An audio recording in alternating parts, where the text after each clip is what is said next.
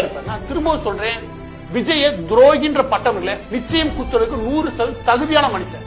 ஏன் அப்படின்னா 2 வருஷமா சீமான் அவர்களை கூப்பிட்டு வச்சு பேச்சுவார்த்தை நடத்திட்டு கட்சி ஆரம்பிக்கிறதுக்கு முன்னாடி கடைசியில கழுத்து அறுத்தாங்க. யாரு? சீமான்.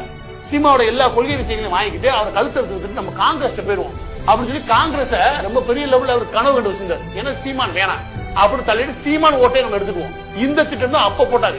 அப்ப ஆரம்பிச்சு இன்னைக்கு அதிமுக கழுத்து இருக்கிறார்கள். இது வரைக்கும் இந்த ஆள் என்ன உருவாக்கி வச்சிருக்காங்க, யார் யாரெல்லாம் இவருக்கு குரல் கொடுத்தாரோ அவங்களுக்கு எதிராக ஒரு பேச்சு அவர் பேசுவாரு அப்படின்னு. எனவே நம்பகத்தன்மை உடைச்சது மட்டும் கிடையாது, அரசியல் எல்லா தரப்பிலையும் பகையை உருவாக்கி வச்சிருக்காரு. அந்த பகையை எதிர்கொள்ள போறது விஜய் இல்ல, விஜயோடைய நிர்வாகிகள் இந்த களத்துல இருக்காங்க. அவங்கதான் நீங்க வேணா பாருங்க. இதுக்கப்புறம் இது வரைக்கும் 4 மடங்கு 5 மடங்கு உச்ச பகையை எதிர்கொள்ள போறாங்க. இதை உருவாக்க வேண்டிய அவசியம் விஜய்க்கு கிடையவே கிடையாது. நீங்க எப்பயும் போல திமுக தான் எதிரி, திமுக தான் ஆளுங்கட்சி, அவங்களை எதிர்த்து நாங்க போறோம், அவங்க தான் நாங்க மாற்று இப்படி போயிருக்க முடியும்.